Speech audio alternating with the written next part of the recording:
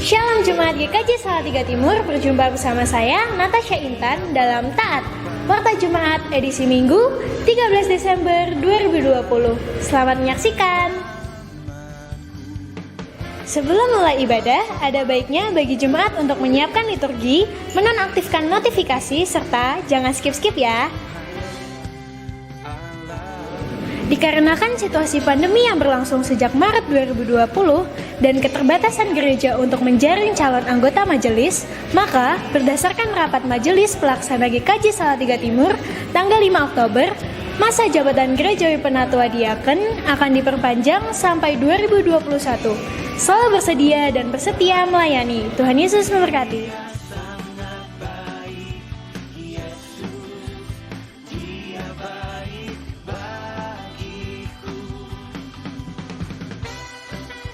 Majelis menerima permohonan baptis anak dan pengakuan imam percaya atau CD yang akan diselenggarakan pada hari Minggu 20 Desember 2020 jam 8 pagi di GKJ Salatiga Timur.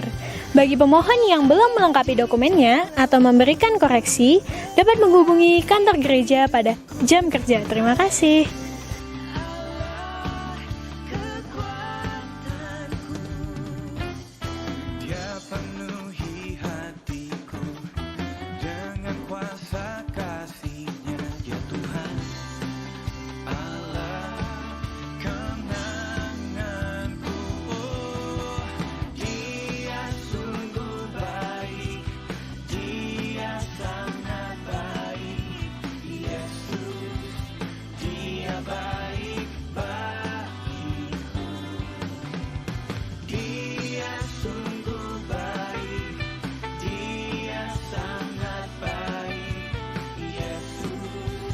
Selamat panjang umur dan bahagia.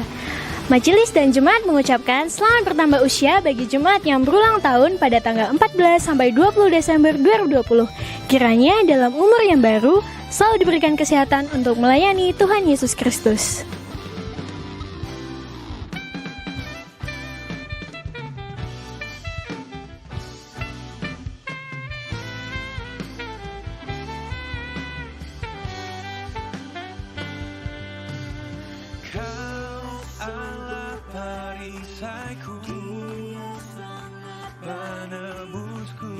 Sekian Warta Jumat edisi minggu ini. Jangan lupa untuk subscribe channel gereja dan menekan tombol lonceng untuk mendapat update-update informasi dari gereja. Selamat hari Minggu, selamat beribadah, Tuhan Yesus memberkati.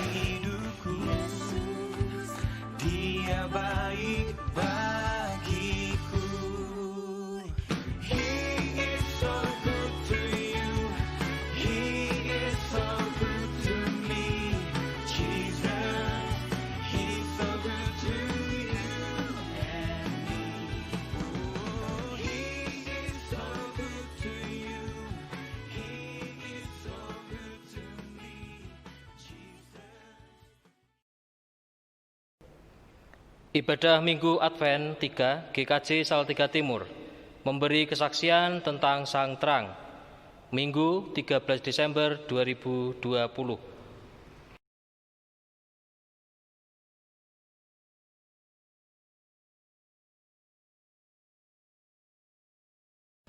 Memasuki Minggu Advent ketiga, kiranya sukacita kita makin meluap. Dalam kalender liturgi, Advent ketiga disebut Gaudete Sundae yang artinya Minggu Sukacita. Hari ini kita menyalakan lilin ketiga Advent yang melambangkan sukacita atas kedatangan Kristus yang makin mendekat. Kiranya hal ini mendorong kita menyambut kedatangan Kristus dengan sukacita itu. Kita dipanggil untuk memberi kesaksian tentang Yesus Kristus Sang Terang. Dan ini merupakan panggilan bagi setiap orang percaya untuk dapat menghadirkan sukacita bagi semua. Melalui perjumpaan terlebih dahulu dengan Sang Terang, mari kita bawa sukacita perjumpaan itu dengan menjadi pewarta yang terus menyaksikan Sang Terang.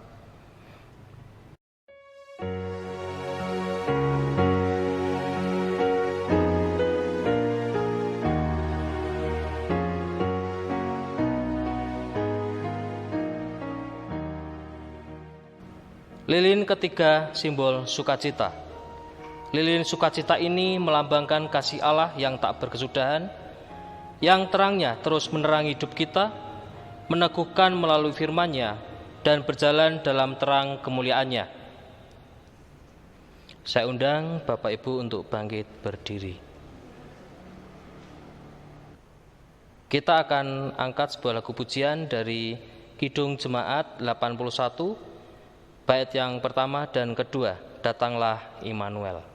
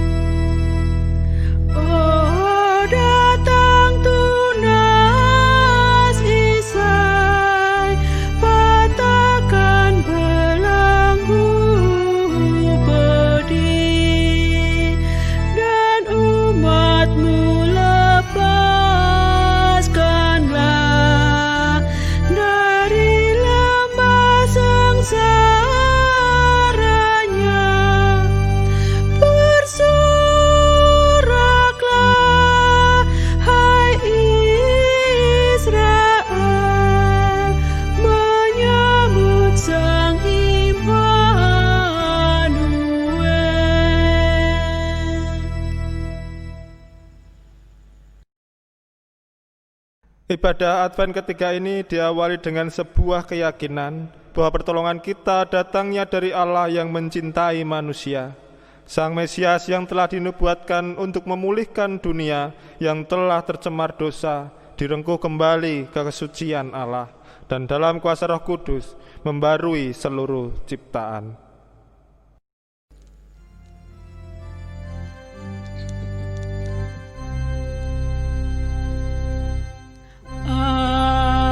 Amin,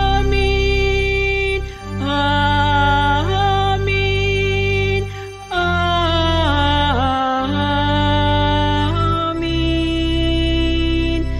amin, amin,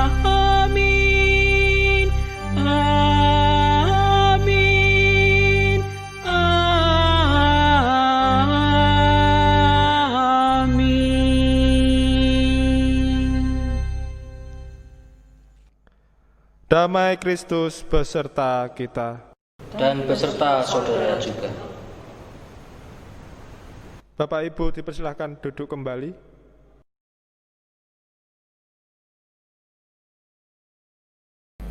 Memasuki Minggu Advent ketiga ini, kiranya sukacita kita makin meluap, karena janji Allah yang dinubuatkan Nabi Yesaya akan digenapi, terang itu akan datang, dan kita diutus untuk menyaksikan sang terang.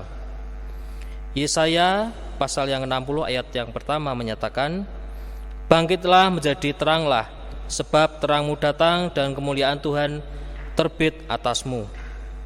Marilah kita menyediakan hati, pikiran, dan jiwa kita untuk mau diterangi oleh Roh-Nya, sehingga kita dimampukan untuk menyaksikan sang terang. Kita akan angkat lagu sebuah pujian dari KJ 87 ayat yang pertama dan keempat, "Gapuramu lapangkanlah."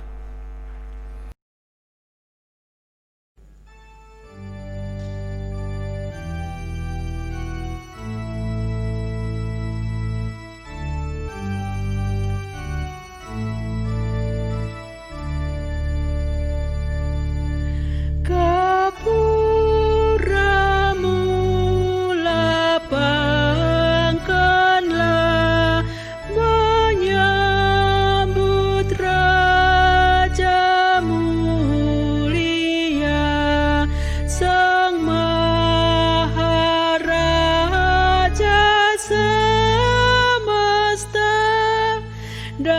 Juru Selamat dunia, sejahtera di bawahnya, dengan meriah nyanyilah, terpuji penebus, Gembala yang kudus.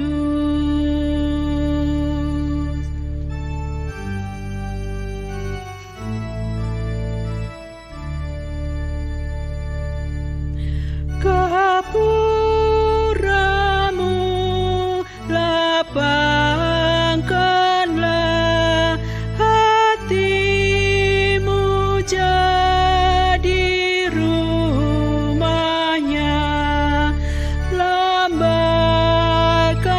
daun di tanganmu, menyongsong Raja Agungmu, Sang Juru Selamat telah dekat, membawa hidup dan berkat, terpuji penebus,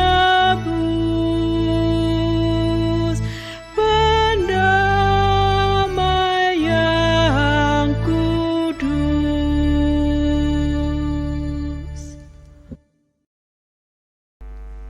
Tuhan, kami sibuk menghitung uang kertas merah ratusan ribu rupiah, sementara pemulung dan juru parkir sibuk mengumpulkan uang receh. Namun kami tidak peduli pada mereka, Tuhan. Kami belum menjadi saksi tentang Engkau Sang Terang itu. Tuhan, ampuni kami.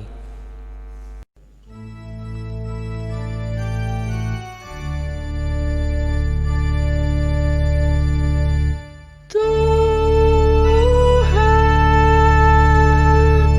kami berlumuran dosa. Tuhan,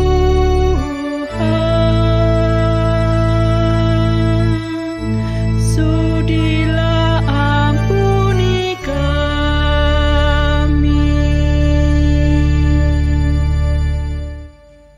Tuhan, kami sibuk mengomentari segala kejadian terkini, mulai politik, budaya, agama, sosial ekonomi, hingga kriminalitas dan lainnya.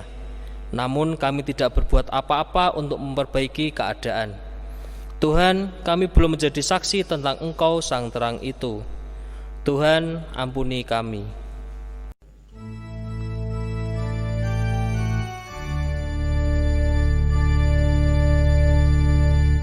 Tuhan, kami berlumuran dosa. Tuhan, sudilah ampuni kami. Tuhan, kami sibuk mencaci, memaki di dunia nyata maupun di dunia maya. Namun kami gagal untuk menciptakan suasana yang damai. Tuhan, ampuni kami.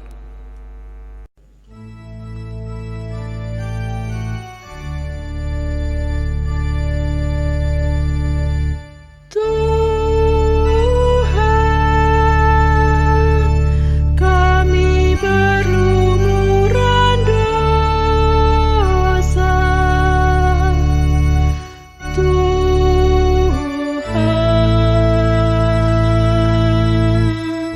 sudilah ampuni kami.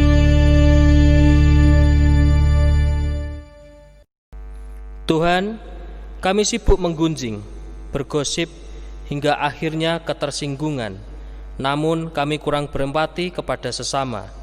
ampuni kami.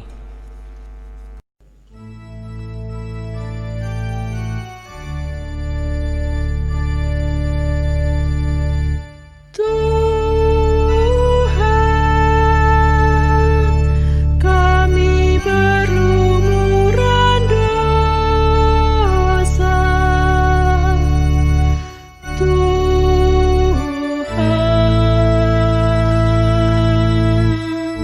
sudilah ampuni kami.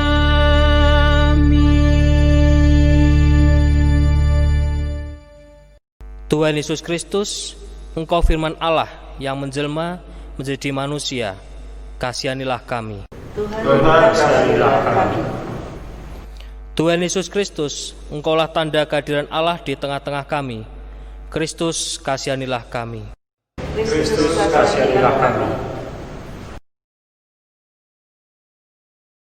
Bapak, Ibu, Saudara yang terkasih dalam nama Tuhan Yesus, saya undang untuk bangkit berdiri. Kita akan menerima berita anugerah dari Tuhan Yesus Kristus. Bagi setiap kita yang menyadari dosanya serta berjanji hidup dalam jalan Tuhan, maka terimalah janji Tuhan dengan penuh syukur yang terdapat dalam Mazmur 146 ayat yang ke-10. Tuhan membuka mata orang-orang buta, Tuhan menegakkan orang yang tertunduk, Tuhan mengasihi orang-orang benar. Demikianlah berita anugerah dari Tuhan. Syukur kepada Allah.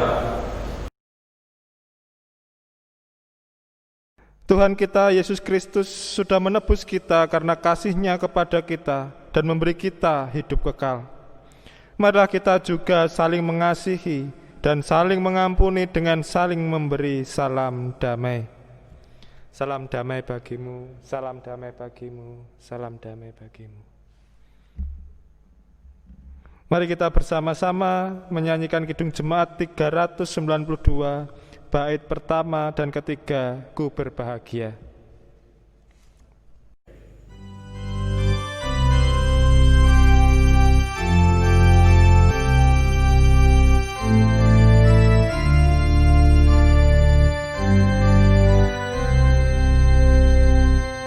Ku berbahagia, yakin teguh, Yesus abadi,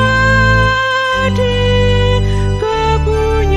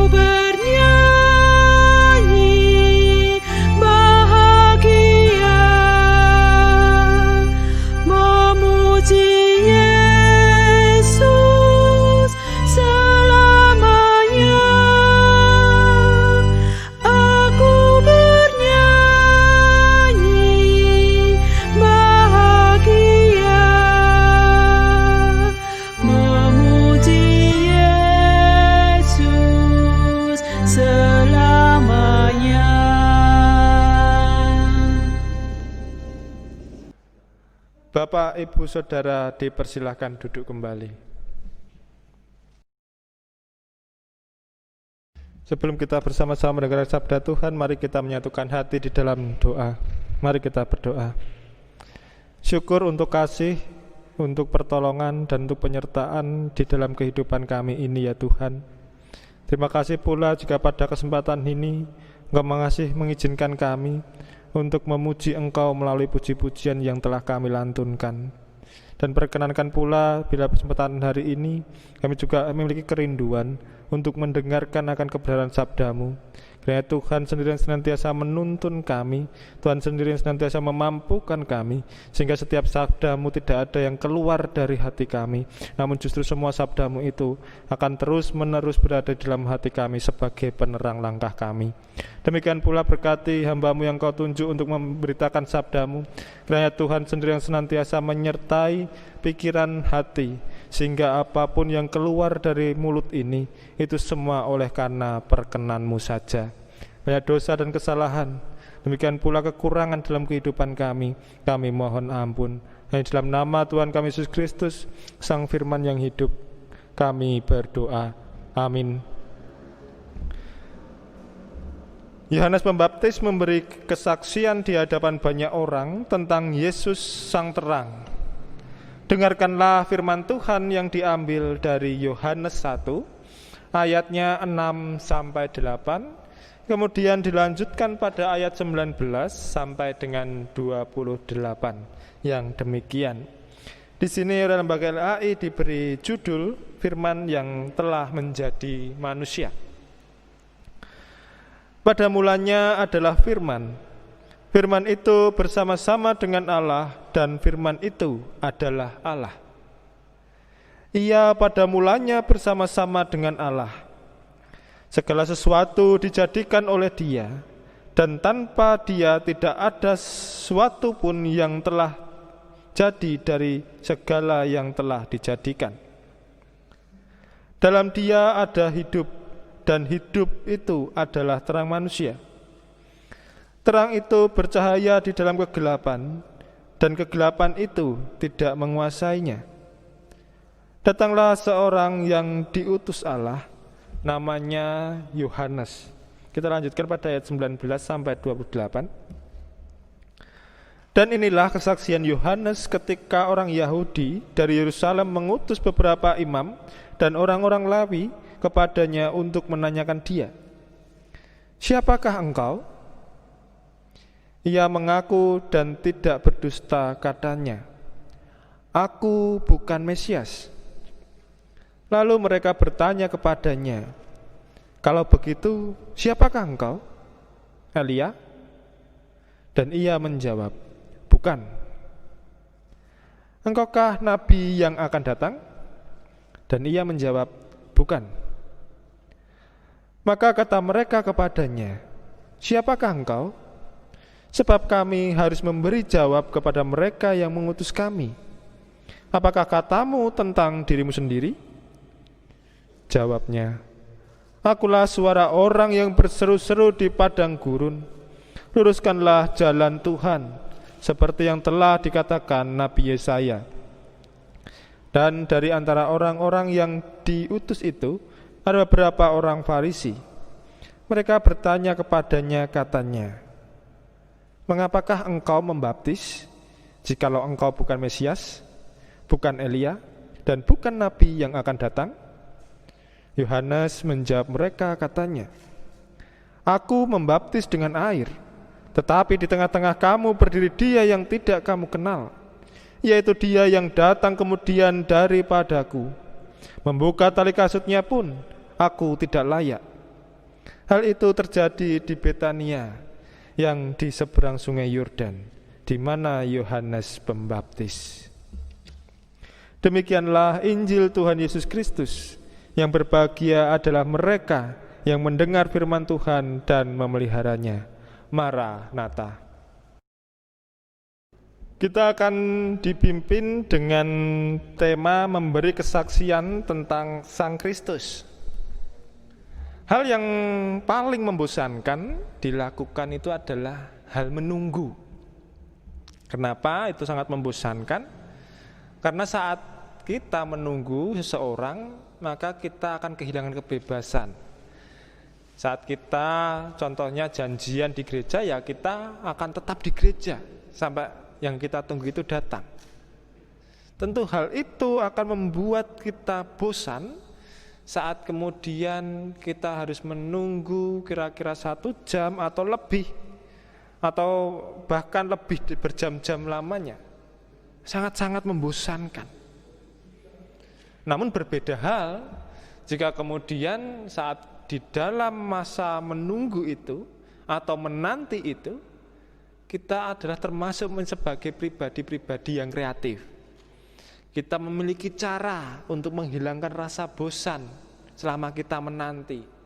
Kita bisa membuat aktivitas yang berguna selama kita menanti.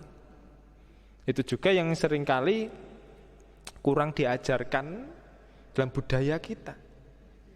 Hal menanti, hal mengantri pun juga tidak dibudayakan. Sehingga saat orang tidak terbiasa menanti, tidak biasa menunggu, maka akan cepat bosan. Ataupun saat pribadi itu kreatif, maka dia akan memiliki cara. Mereka akan tetap berkarya. Mereka akan melakukan sesuatu yang jauh lebih berguna daripada hanya berdiam dan ngedumel. Nah, Bapak Ibu Saudara yang dikasihi Tuhan, hal yang sama di penantian masa Advent ini. Advent sendiri berasal dari bahasa Latin adventus, yang artinya kedatangan. Berarti saat masa Advent ini kita sedang menunggu-nunggu, kita sedang menanti-nanti akan kedatangannya. Masa penantian ini layaknya diisi dengan hal-hal yang positif, sehingga tidak hanya sebatas menanti, berdiam, bersikap pasif, dan menunggu waktu itu tiba, namun justru masa penantian itu haruslah kita isi dalam kehidupan kita dengan hal-hal yang positif. Advent tidak hanya mengenang tentang sejarah kedatangan Tuhan Yesus Kristus sebagai sang terang yang akan tetapi juga dipenuhi dengan kehidupan yang semakin berkenan kepada Tuhan. Jadi Bapak Ibu, dalam masa Advent ini kita jangan terbuai untuk terus mengenang bahwa kita ditebus, kita dihapuskan dosa karena Tuhan datang di dalam diri Yesus Kristus. Tentu itu hal yang menyenangkan. Namun kita juga mengingat bahwa di dalam masa itu pula kita juga harus mengikutinya dengan mewarnai kehidupan kita dengan hal-hal yang baik, hal-hal yang positif. Kehidupan yang semakin berkenan kepada Tuhan itu hanya dapat dilakukan bila kita menerima sang terang dalam kehidupan kita.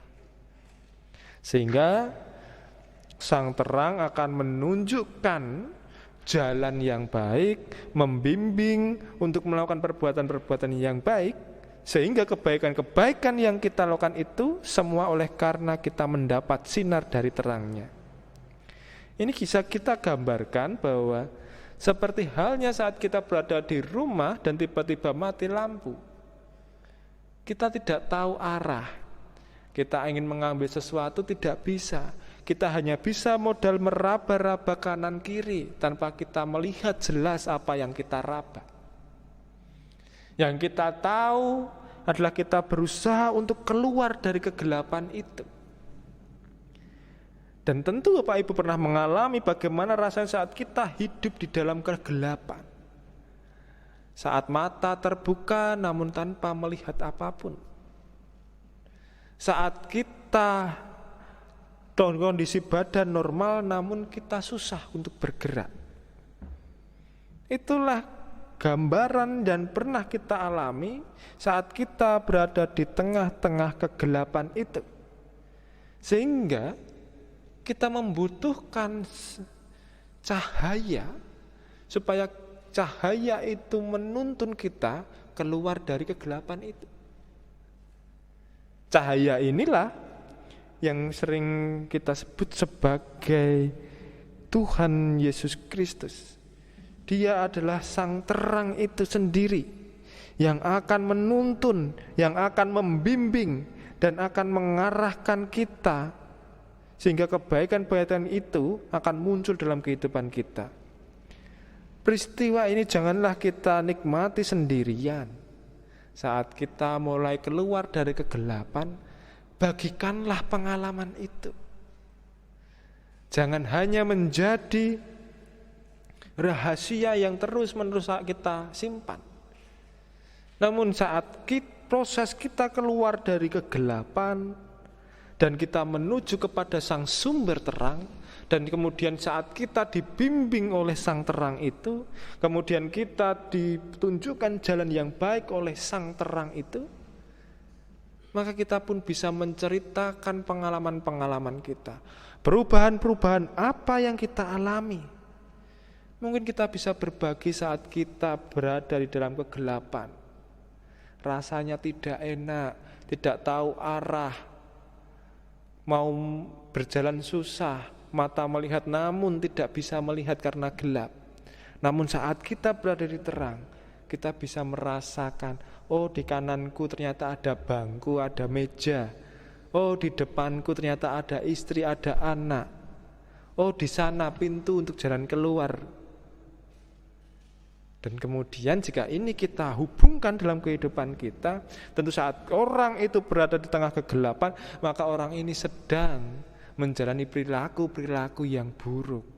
Orang ini sedang menikmati atau menjalani kehidupan-kehidupan yang jauh dari kehendak Allah.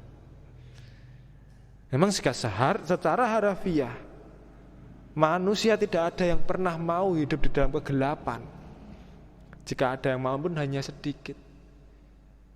Namun jika kemudian kegelapan itu dimaknai dengan perbuatan-perbuatan yang buruk, maka masih lebih banyak manusia yang suka hidup di dalam kegelapan itu.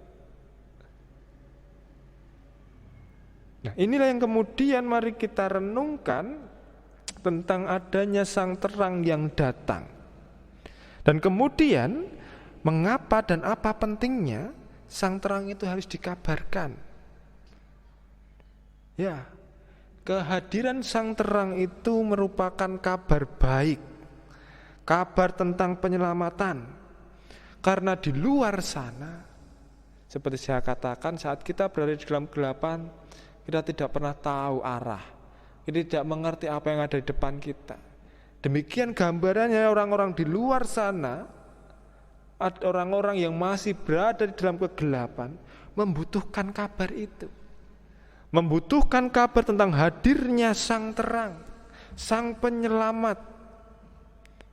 Kehadiran sang terang, sang penyelamat inilah yang menjadi harapan bagi orang-orang itu. Bagi orang-orang di luar sana yang menantikan kabar baik untuk mereka dengar. Dulu Tuhan mengutus para nabi untuk memberitakan kabar baik tentang pembebasan. Ada pula nubuat tentang akan hadirnya juru selamat bagi dunia. Dan saat ini dalam bacaan kita, Yohaneslah yang diutus untuk memberitakan sang terang yang akan datang.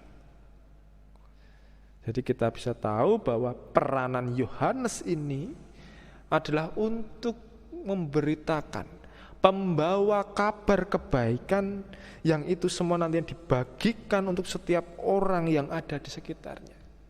Bahkan orang yang lewat di depannya akan dikabarkan. Setiap orang yang melewatinya akan mengetahui apa yang diberitakan oleh Yohanes.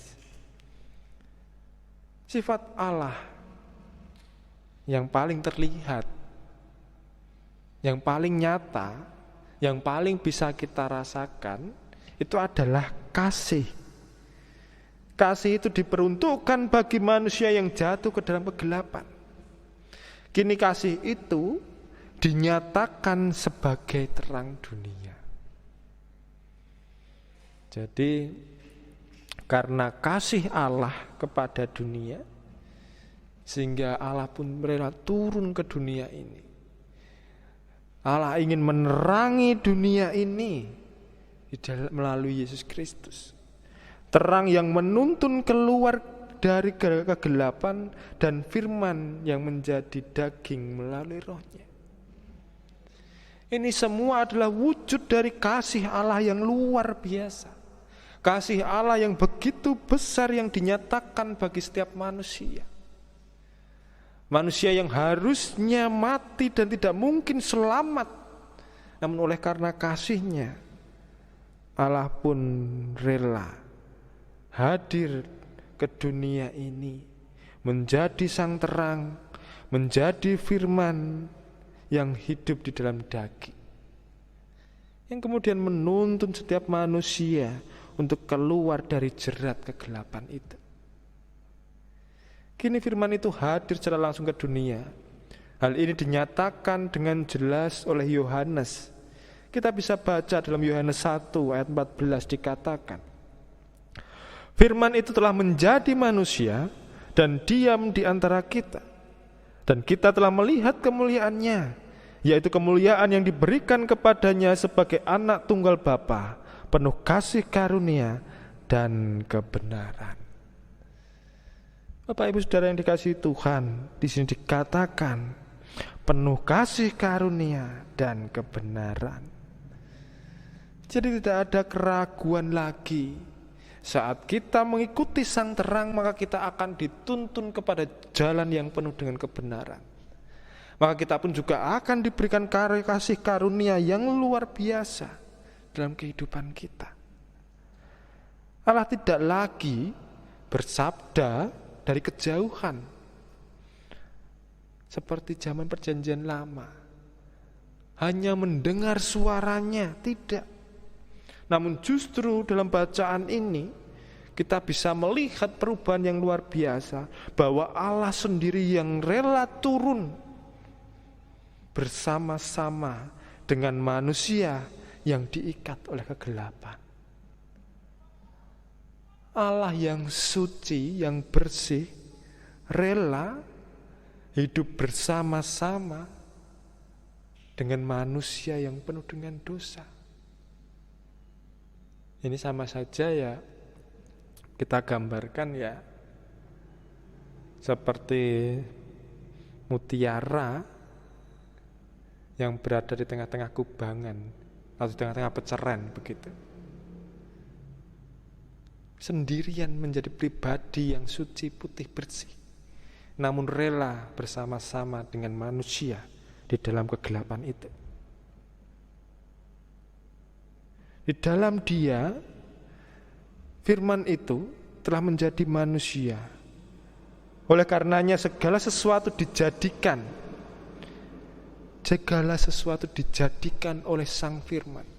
Hal ini menyatakan atau menegaskan bahwa sang firman itu adalah Yesus Kristus. Berarti Yesus Kristus sudah ada sebelum bumi itu dijadikan, karena Dia sang firman.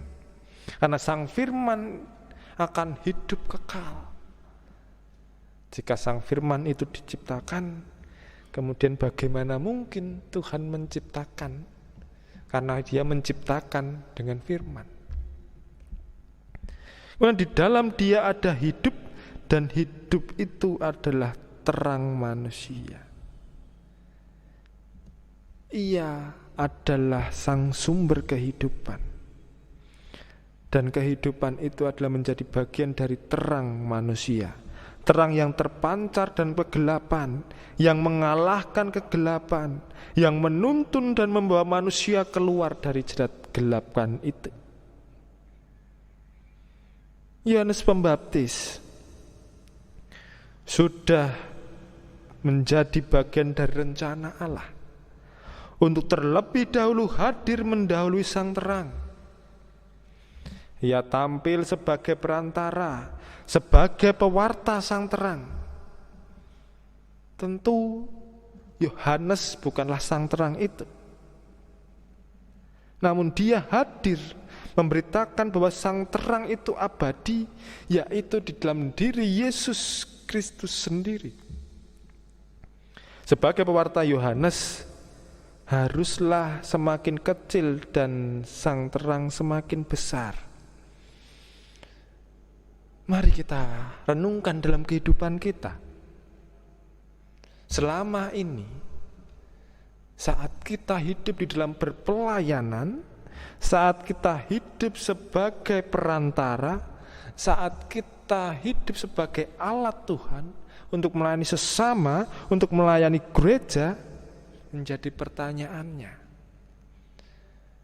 apakah yang kita lakukan itu supaya nama Tuhan dipermuliakan dan semakin besar dikenal orang, atau justru kita mencuri kemuliaan Allah itu sendiri? Apakah dari dalam diri kita yang mengatakan gereja ini bisa maju oleh karena saya? Kalau tidak ada saya, acaranya tidak mungkin berhasil. Gereja ini ada oleh karena saya memiliki peran yang besar. Halo, siapakah kita ini saat kita kemudian berani menyombongkan diri dengan pelayanan kita? Saat kita berani mengatakan gereja ini bertumbuh oleh karena peranan kita, oleh karena kemampuan kita. Secara tidak langsung, kesombongan itu sudah menggerogoti hidup kita. Kesombongan itu sudah mencemari pelayanan kita. Sehingga saat kemudian kita melihat bacaan ini, di dalam Yohanes 3 ayat 30 dikatakan, Ia harus makin besar, tetapi aku harus makin kecil. Komitmen, pedoman Yohanes di dalam melayani Tuhan Yesus Kristus adalah untuk mempersiapkan jalan supaya Tuhan semakin dipermuliakan. Tuhan harus menjadi semakin besar dan kita harus menjadi semakin kecil. Kita harus menyadari siapa kita, apa peranan kita. Kita ini hanya perantara, bukan pemilik. Kita ini hanyalah alat, bukan yang menguasai. Sehingga peranan kita hanyalah melakukan tanggung jawab, tugas yang sudah diberikan bagi kita.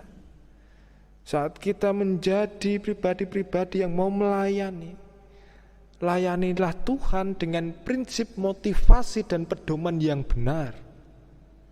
Pedoman yang benar itu ialah Yohanes harus semakin kecil, kita harus semakin kecil, namun nama Tuhanlah yang dipermuliakan.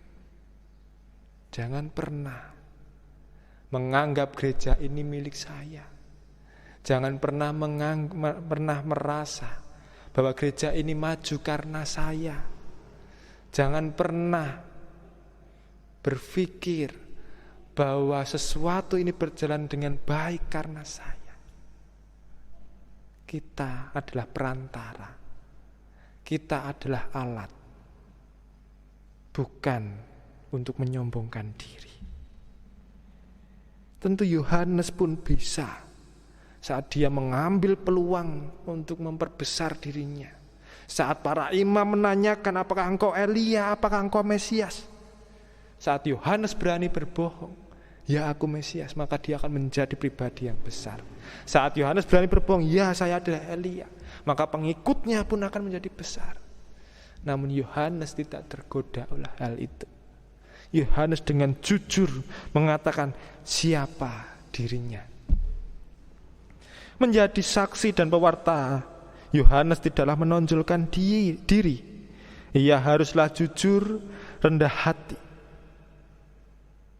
Demikian pula kita. Saat kita menjadi pelayan Tuhan, jangan hobi mencari nama. Jangan menjelekkan satu dengan yang lain. Jangan hobi mencari muka. Tapi melayanilah dengan ketulusan.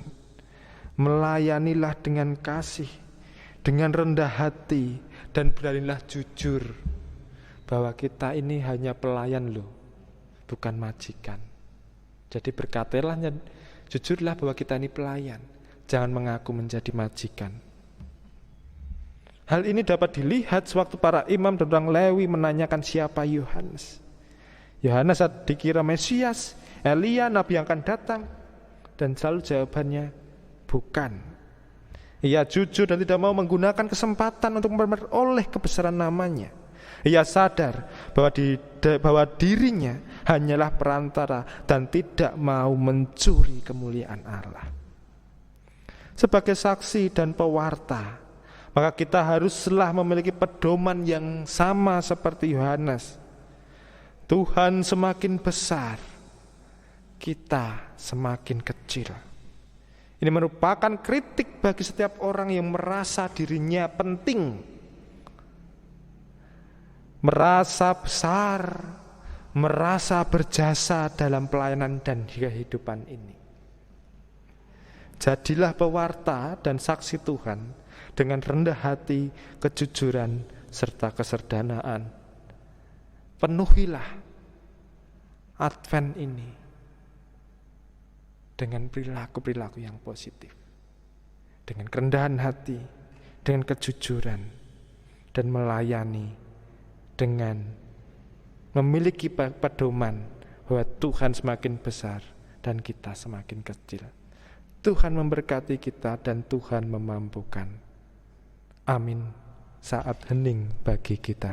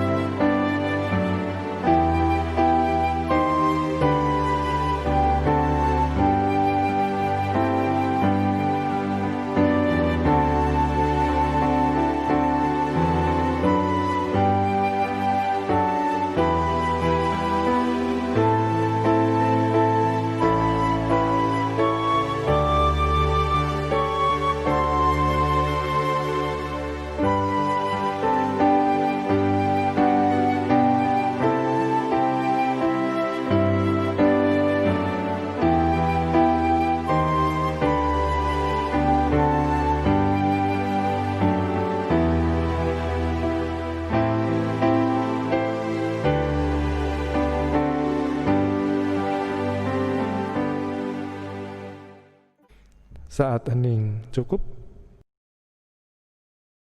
Jemaat dipersilakan untuk berdiri. Marilah kita memperbarui iman bersama dengan orang percaya di seluruh dunia dan di sepanjang abad dengan mengungkapkan pengakuan iman yang kita nyanyikan bersama menurut nyanyian rohani 77 dalam langgam Kidung Jemaat 58.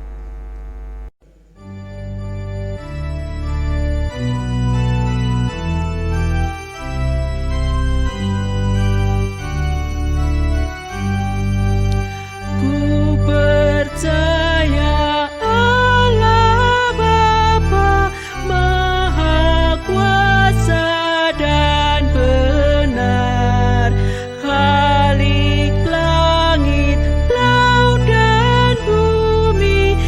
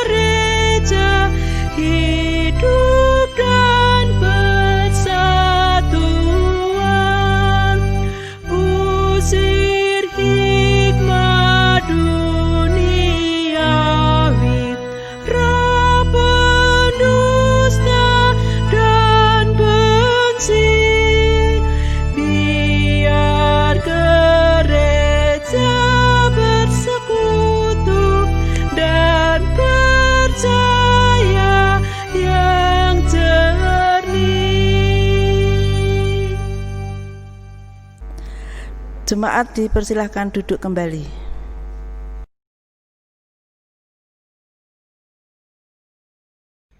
Bapak Ibu Saudara, kita masuk dalam doa syafaat. Mari kita berdoa. Syukur atas pekerjaan tangan-Mu ya Allah, yang telah merajut seluruh kehidupan kami, sehingga kami sungguh merasakan terang kasih dan penyertaan-Mu dalam hidup ini. Perkenankan pada kesempatan ini, kami bersatu hati dalam pengharapan kepada-Mu, memanjatkan doa syafaat kami. Kami berdoa bagi kondisi bangsa Indonesia yang saat ini masih berjuang dalam menghadapi pandemi coronavirus. Di sisi lain, pemerintah juga berjuang pula untuk menstabilkan perekonomian negara. Kiranya Tuhan sertai bangsa Indonesia ini, mampukan pemimpin kami, Bapak Presiden dan Wakilnya, dalam menghadapi persoalan-persoalan di bangsa kami ini. Kami juga berdoa terkhusus untuk kondisi kota Salatiga ini yang mengalami lonjakan positif corona. Sadarkan kami untuk menjadi pribadi yang patuh terhadap protokol kesehatan demi menjaga kesehatan satu dengan yang lain.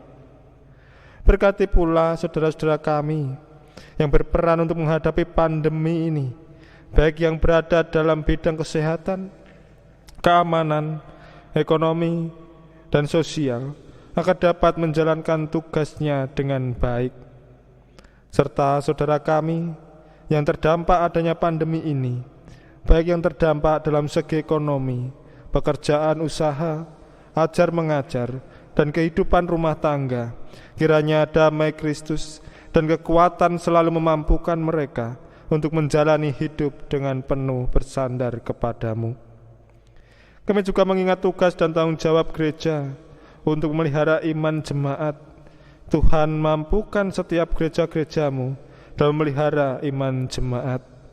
Terkhusus untuk GKJ Salatiga Timur yang berusaha tetap memegang komitmen untuk terus-menerus memelihara iman jemaat melalui ibadah minggu, ibadah sekolah minggu, pelayanan diakonia, sakramen perjamuan kudus yang dilakukan di masa pandemi ini. Berkatilah pendeta, majelis, dan komisi-komisi dalam menjalankan pelayanannya. Juga untuk pribadi-pribadi yang ikut andil dalam mempersiapkan segala sesuatunya, baik itu pegawai kantor, tim multimedia, pekarya, Tuhanlah yang memberkati mereka. Kami juga menyerahkan rencana gawe besar GKJ Salatiga Timur yang akan berlangsung pada Februari 2021, yaitu pembiakan 3 pepantan, Karanggondang Lawan Gombang Setro, dan penabisan pendeta. Tuhan iringi setiap persiapan-persiapan yang boleh dilakukan oleh panitia serta pribadi yang ikut andil di dalamnya. Untuk pepantan Gombang Setro yang saat ini berkumpul perihal rumah ibadah, Tuhan sendiri yang akan memberi pencerahan dan mengurai persoalan ini, sehingga nantinya saudara kami dapat beribadah lagi di gereja. Kami menyadari akan dosa dan ketidaksempurnaan di dalam doa ini.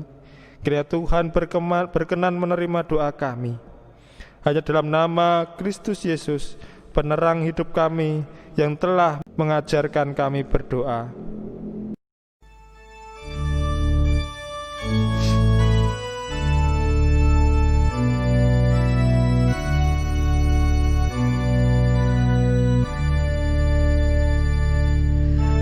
Bapa kami yang ada di surga, dikuduskanlah nama-Mu, datanglah kerajaan-Mu, jadilah kehendak-Mu di bumi seperti di surga.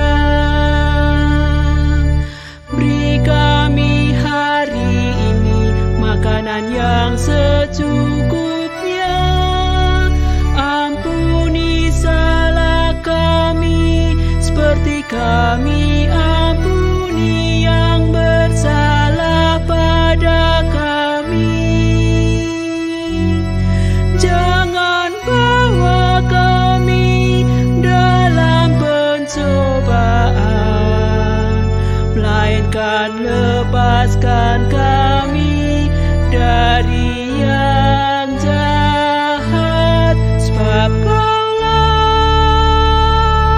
yang punya kerajaan dan kuasa dan kemuliaan sampai selama-lamanya. Amin. Amin.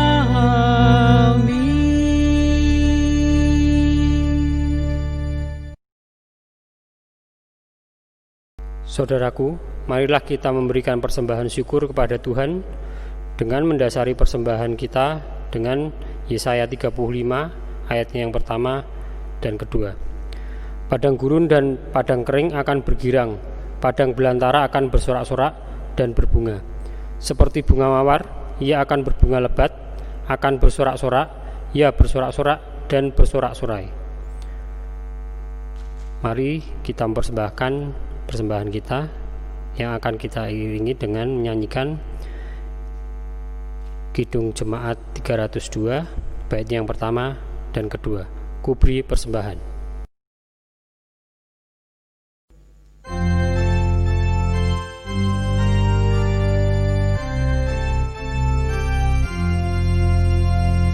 Ku beri persembahan pada Tuhanku sambil puji Yesus Juru Selamatku.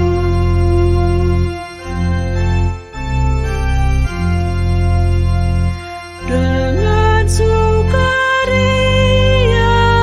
ku beri padamu dan merasa kaya dalam Tuhanku. Jemaat dimohon berdiri. Mari kita persembahkan persembahan ini dalam doa yang akan saya hantarkan. Kembali ya Tuhan, kami menghadap kehadirat-Mu. Izinkan kami memberikan sedikit dari berkat-Mu yang sebab berkelimpahan ini. Kiranya persembahan ini dapat Tuhan terima. Semoga persembahan kami ini dapat menjadikan kerajaan-Mu di semesta ini menjadi semakin besar. Dan bagi pengelola persembahan ini, kiranya Tuhan berkati, sehingga dapat mengelola persembahan ini penuh kejujuran dan tanggung jawab. Dan jemaat-Mu di GKJ Salatiga Timur ini menjadi semakin berkembang imannya. Demikian persembahan ini kami panjatkan. Hanya dalam nama Tuhan Yesus Kristus, Juru Selamat kami yang sejati. Haleluya, amin. Jemaat dimohon untuk masih tetap berdiri.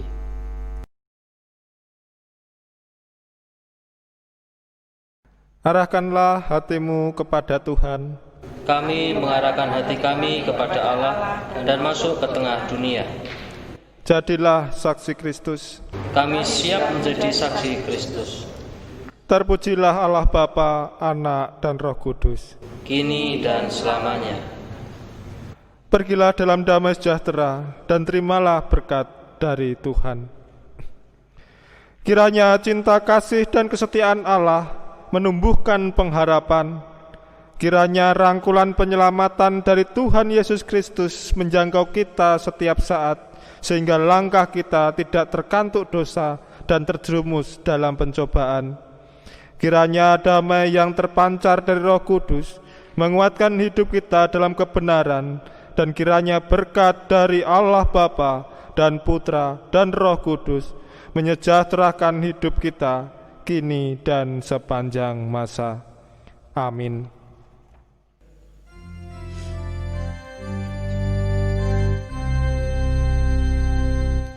Maranatha, amin. Maranatha, amin. Maranatha, Maranatha,